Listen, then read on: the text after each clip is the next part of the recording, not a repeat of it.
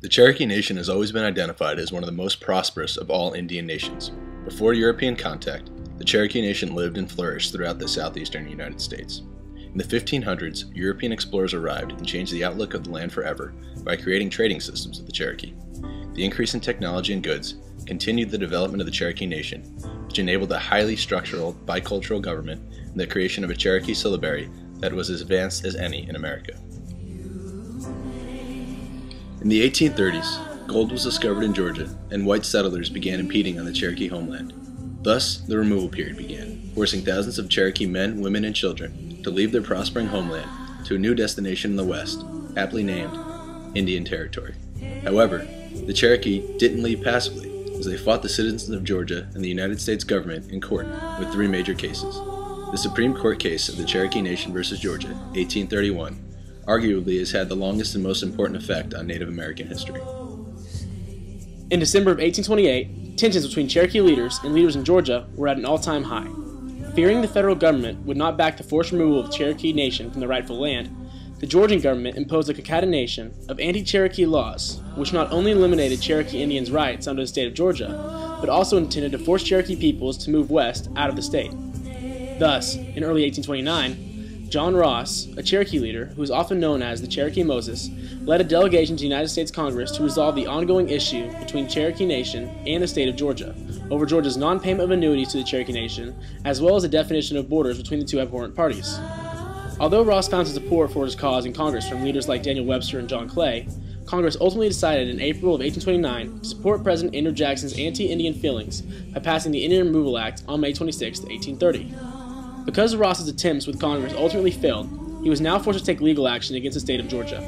Thus, the Cherokee Nation's main argument against Georgia's law was that because the Cherokee Nation was a separate and foreign nation, they did not fall under the jurisdiction of the Georgia state law. In June of 1830, John Ross and other members of the Cherokee Nation elected William Wirt to represent Cherokee Nation in the Cherokee Nation versus Georgia case. Wirt asserted that the Cherokee Nation was a foreign nation in the sense of our Constitution and law, and therefore did not fall under the lawful jurisdiction of the state of Georgia.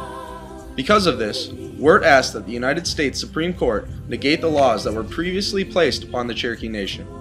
Wirt argued that these laws, 1. Violated the United States Constitution, 2. Violated Indian American intercourse laws, and 3. Violated previous treaties that had been established and signed by the United States governments and the Cherokee Nation. The Supreme Court denied this mandate. However, the Cherokee Nation gained a huge victory with the Supreme Court Justice John Marshall's ruling and reasoning. Marshall held that under Article 3 of the United States Constitution, the Supreme Court did not have the jurisdiction to hear a case that was filed by a non-sovereign nation, such as an Indian tribe like the Cherokee Nation. Marshall's decision was a great success for the Cherokees, but there was also a downside to the decision. Marshall stated that Native nations are domestic dependent nations and compared the relationship between the Cherokee Nation and the United States as a ward to its guardian.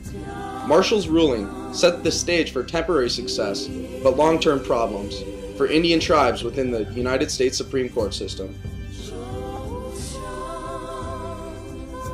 In the decision of Cherokee Nation versus Georgia, John Marshall determined that Indian nations had a special relationship to the United States of America. A quote from John Marshall's decision states, "They may more correctly, perhaps, be denominated domestic dependent nations. They occupy a territory to which we assert a title independent of their will, which must take effect in point of possession when their right of possession ceases. Meanwhile, they are in a state of pupilage. Their relation to the United States resembles that of a ward to his guardian." The question is, what is a domestic dependent nation?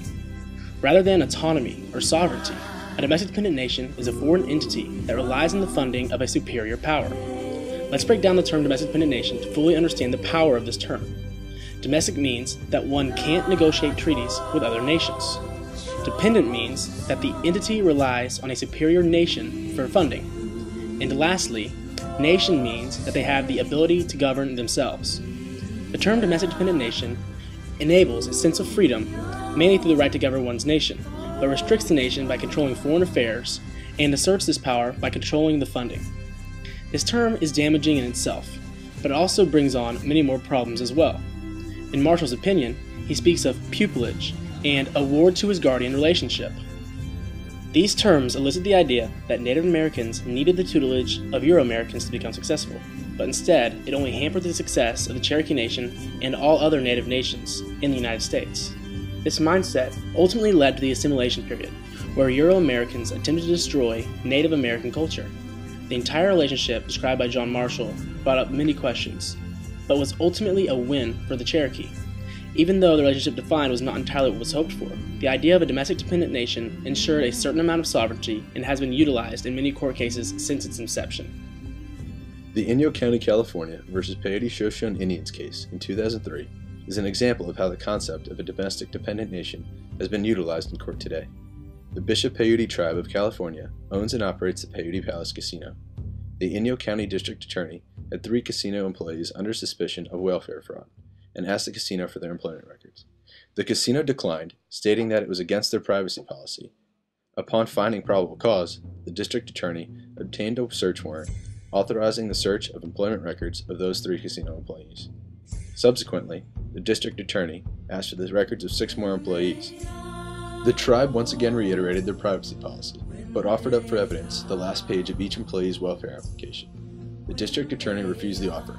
To ward off additional searches, the tribe filed a suit against the district attorney and the county. They stated that their tribe's status as a sovereign state made them immune to state processes under the federal law and asserted that the state authorized the seizure of tribal records. The California District Court dismissed the tribe's complaint, holding that the tribal sovereign immunity does not preclude the search and seizure of personal records.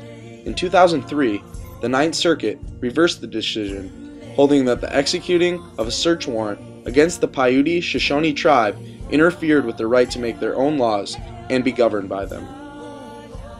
The Peyote Shoshone tribe was able to evoke the rights of domestic sovereignty to protect its casino employees from being implicated in a welfare fraud case against them.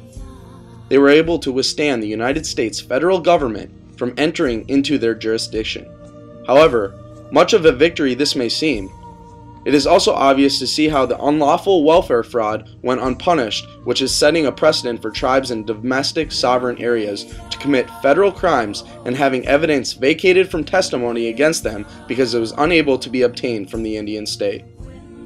The longevity of the Cherokee Nation versus Georgia case illustrates its importance in Native American law.